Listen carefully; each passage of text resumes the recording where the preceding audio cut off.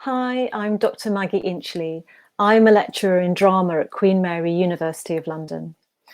A few years ago, I wrote a GCSE guide to DNA, which, as you know, stages the activities of a group of teenagers who are trying to cover up a terrible incident. Today, I want to share with you some of my ideas to help you write about it for your exams. To make this film, I asked some students from Queen Mary to help me. Here they are. Hi, my name is Azine and I'm a first year drama student. Hi, my name is Mishu and I'm a first year English student. Hi, my name is Salem and I'm a first year English with Creative Writing student. Hi, I'm Lucy and I'm a final year English and drama student. Hello, I'm Edward and I'm a final year drama student. Now, DNA is set for GCSE English literature, but it's important to remember that its form is a play that is to be staged in the theatre. It's supposed to be acted out with an audience. Today, I want to think about how Dennis Kelly creates dramatic tension that draws the audience into the story from the beginning and keeps them gripped.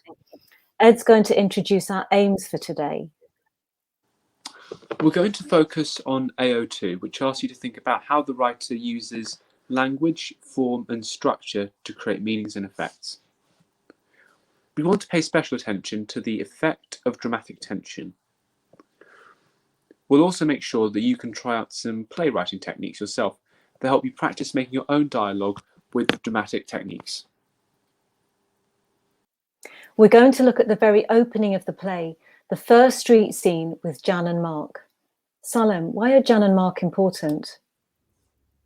Well, Jan and Mark are minor characters. On stage, they'd be part of the ensemble or group of actors. Jan and Mark play an important role in introducing and developing the plot. They have 4 street scenes at the beginning of each section of the play, which creates a lot of dramatic tension. So let's make a start.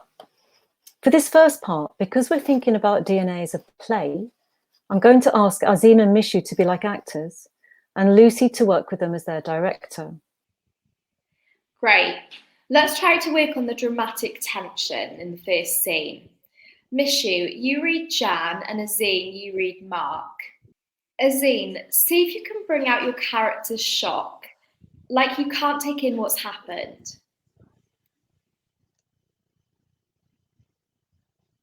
Dead? Yeah, What, dead?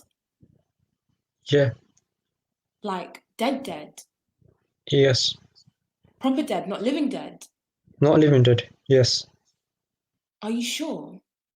yes, I mean, there's no no, mistake or no mistake. it's not a joke? It's not a joke. Because it's not funny. It's not funny because it's no joke. If it was a joke, it would be funny. Not hiding? Not hiding, dead, Not, dead, oh, yes, God, yes, God. exactly. What are we going to do? Okay, that's great. But I want the audience to feel that tension even more. I think we need to think even more about how this scene looks and feels. Normally, we'd be on stage and we can change the lighting in the theatre and the mood of the scene. So let's use a background for the street. Does this one work? No, that one's not right. It looks too friendly and bright. Yeah, that one's better. It's darker, more claustrophobic. I like the fact that it's nighttime. So you're in public now, but you're being quite conspiratorial. Someone might hear you. Let's change your position so it looks as though you're whispering, and let's add in some street sounds. Mishu, maybe Jan is more worried about what this could mean if someone finds out and picks up on Mark's nerves. Don't forget, someone might hear you and you could get into big trouble. Dead? Yeah, What? Dead? yeah, Like dead dead? Yes. Proper dead, not living dead? Not living dead. Yes. Are you sure? Yes. I mean, there's no No. mistake, or No mistake. it's not a joke? It's not a joke. Because it's not funny. It's not funny because it's not a joke. If it was a joke, it would be funny. Not hiding? Not hiding. Dead. Not, Dead. oh, Yes. God. Yes. God. Exactly. What are we going to do? Well done, everyone. Azina, Mishu, what did you learn there? Well, thinking back to AO2, I think we were learning about the form of DNA. It's a play, so you have to think about the audience and what you want them to feel. Lucy, you really helped us bring up the dramatic tension in the scene by changing our acting. And also, we thought about how the scene looked, sounded, and felt. When we moved closer to the camera, it felt more claustrophobic, like someone might overhear us. It's called proxemics, how the actor moves around the stage, or in this case, the screen. Now, let's focus even more on AO2. We can see that in AO2, we have to analyze language, form, and structure to find out what meanings or what effects the play creates. And you need to use the right terminology that helps you talk about DNA as a play. When you're analysing, it's always useful to ask yourself questions. It's like you're being a detective. Ed, over to you. So with language, you could ask, what is the style of speech? Is it colloquial, informal, poetic, or formal? Is anything repeated? And if so, why? How is the text punctuated, and what effect does this have? Does it affect the pace? What is the mood? Is it tense or relaxed? And what's the tone? Is it humorous, serious, or edgy? For form, we can ask, what is it? For example, a novel, a poem, or a play? How is it experienced? For example, by a reader or by an audience? What are its parts? Is it a text divided into scenes or acts? What is used in the form? For example, this can be dramatic dialogue. And if it's a play, what about its proxemics, which is the use of space? And for structure, we can ask, what are the building blocks of the play? In what order are they put together? Are there patterns? Are they complete or incomplete? How is information revealed?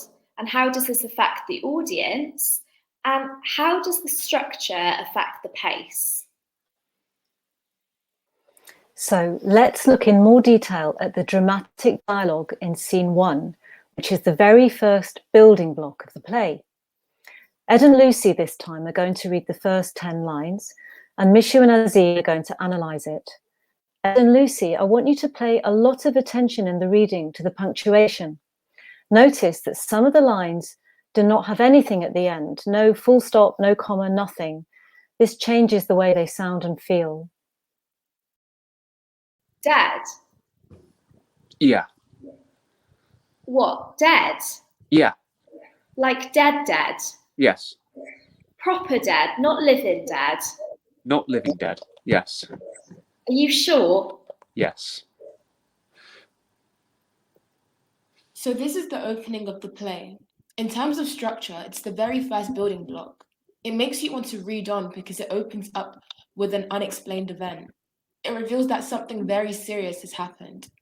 Dennis Kelly uses repetition of the word dead, but he doesn't tell the audience who or what has died. We are immediately propelled into the action. It's like the story has already started. You can also find meanings by looking at the punctuation. It opens with a question.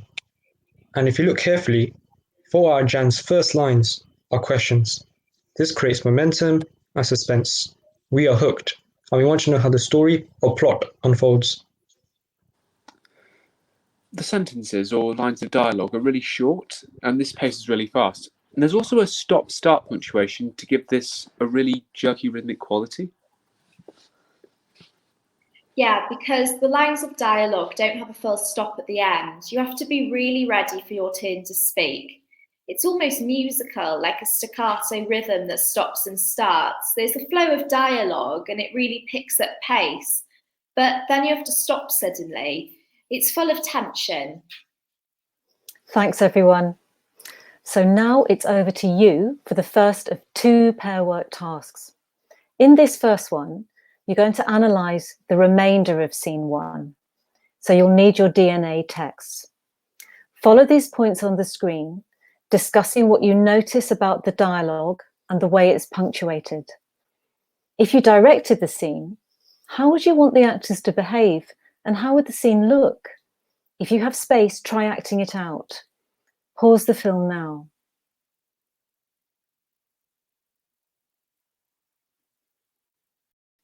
Well done, everyone. Did you find the tension in the dialogue? Now, we want you to be writers, like Dennis Kelly, and practice techniques for creating dramatic tension by doing your own playwriting.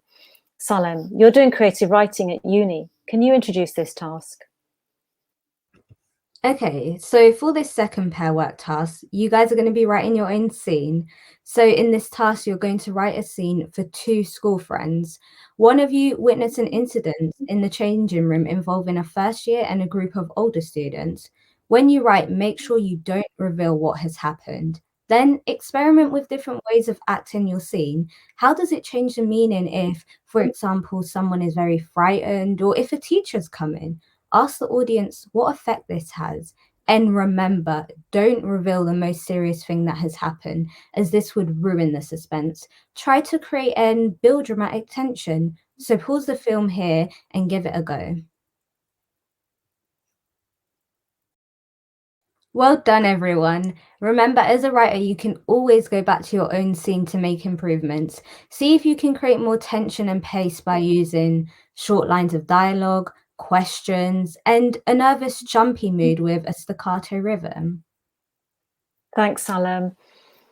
As you continue to study for GCSE, try to be aware of how Dennis Kelly builds the structure of DNA. Sometimes the pace is slower, like in the field scenes with Leah and Phil. By contrast, a lot of action happens in the wood scenes and some of the play's most disturbing moments. Jan and Mark's other street scenes move the plot forwards and inject tension. Finally, when I wrote my guide to DNA, I was lucky enough to interview the writer Dennis Kelly. We're going to finish by talking about some of his most thought-provoking comments. Dennis Kelly said, "I wanted to ask what is at the heart of our DNA. I think he wanted to write about how our biology wires us to behave." He told Maggie that there's an ongoing debate that humanity has about the type of humans that we are. We can be like chimps or bonobos. That's right. He said that people can be violent and that they can cooperate. As times move on, we change. He said 1 minute we can be total idiots, the next we can be lovely. He also said that teenagers are no different from adults, no more violent, scary, or dangerous than anyone else. We can all do violent or amazing things. Yes, and that he made a choice as a writer. It was definitely deliberate that there were no adults in the play, so the world of the young people became more intense. They had to try to solve their own problems, even though telling an adult would have been the more responsible thing. So I think Dennis Kelly's play asks fundamental questions about human nature and human behaviour. We can be horribly cruel to each other, but also we can work together and help each other. In the strange and uncertain ending of the play, Richard tells Phil he knows there are aliens and asks, "How do you think they're living?" It's as if there will always be huge questions about life out there, no matter how much we know about our DNA. Thanks for watching, everyone. We hope that you have fun writing your own scenes for DNA. And exploring dramatic tension. If you want more help with DNA, there are lots more tips in Maggie's guide. And of course, your teacher will help you.